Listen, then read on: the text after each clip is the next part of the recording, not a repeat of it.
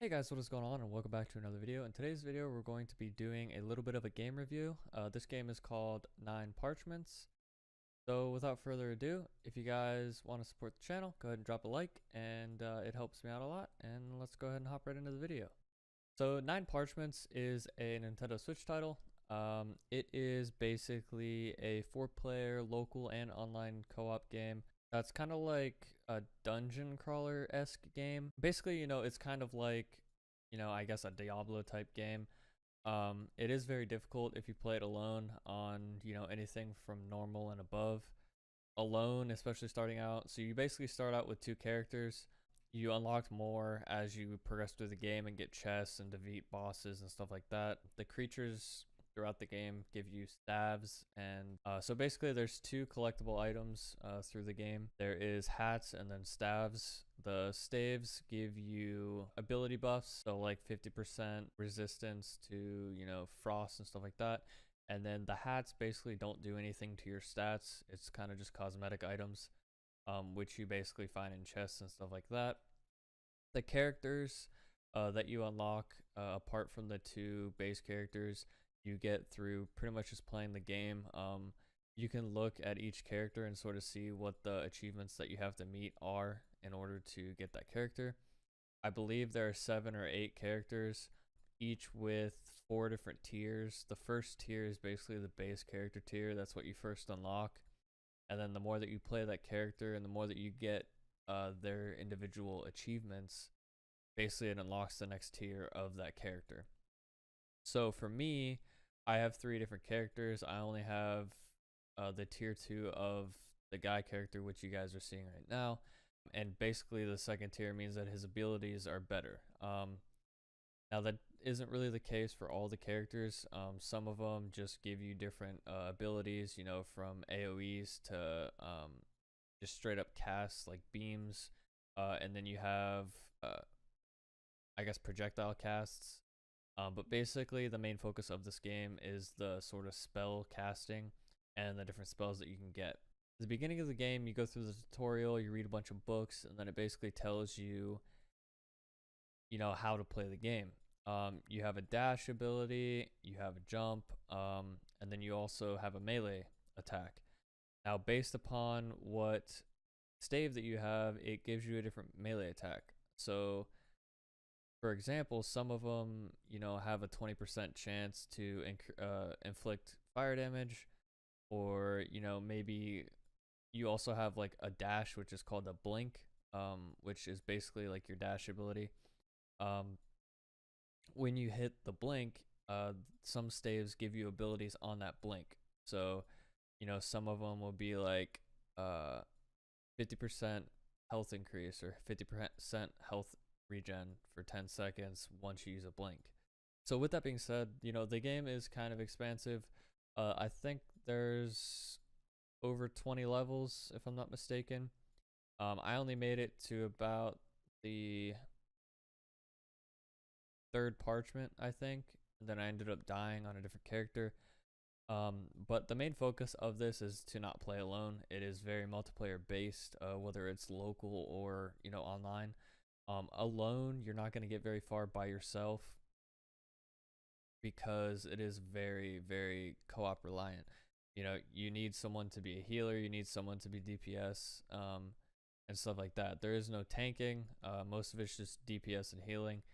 But it is very interesting. It's very fun to play with friends. It's a game that, there's many things to do within the levels. There's these quills or pen quills that you can collect. I'm not really sure what they do for you in game. I think they might just give you an XP boost, but there's 5 of them on each level. If you collect all of them, then it gives you an XP boost at the end once you finish the level. There's a bunch of different skills that you can upgrade. Every time you get a level, you have to do that at the end. Also, if you end up leaving a game, if you go back into an adventure, if you're not hitting resume game on the main title screen, you will start over and you will not have the abilities that you've gained throughout the gameplay that you've done before, if that makes sense. So basically, if you go to host a game online or anything, you will have to restart from the tutorial, which can be a bit daunting, but I kind of enjoy that because especially if you start from the beginning with like friends and stuff. You guys can kind of mold your play style, so like someone can just be main healing and mainly focus on just getting healing abilities, and then someone can focus mainly on like AoE DPS and also just direct DPS. So you know, it's very dynamic on how you want to build your characters. The skills give you different things. It's kind of, I've only played for about 3 or 4 hours. It is a game that you can get lost in very quickly, and it is kind of frustrating sometimes, but especially if you play with friends and stuff like that, it's not that bad. So basically, like I said, it is a Nintendo Switch game. I picked it up for about $20. I'd say it's probably worth the $20, especially if you get all the way through the game. It is something that I was kind of interested in when looking at it on the eShop, and hopefully the gameplay that you guys see and this review will kind of, you know, back whether you should get the game or not. So with that being said, something else that I wanted to touch on, guys, is that because it is called the 9 Parchments, basically your whole objective is to grab parchments. Now, throughout the levels, they're scattered around. The first one is 2 or 3 levels after the tutorial. Then the next one jumps up a few. I think it's like 5 levels after that. But basically, each parchment is a boss fight. And each one of these boss fights, you know, increasingly get more difficult. But, you know, playing alone, it is kind of difficult. So just keep that in mind. If you're looking to get a game that you can play alone, this probably isn't it, unless you're into, you know, reloading checkpoints every time you die, pretty much. When you guys do die in game, there is this mechanic called a last chance resurrection. So basically what happens is, if you're the only one playing, if you're playing solo and you die, what will happen is you'll get resurrected. Now this only happens once. Once you get resurrected and you die again, you'll have to start back from a checkpoint. But every time basically you start from a checkpoint, the whole cycle restarts. So you can die again and then you'll get resurrected, if that makes sense. So sometimes you can get screwed a little bit by the checkpoints because they're not very well placed. They're not placed in between each fight. They're pretty much placed in between each area. So the boss fights usually have their own checkpoint.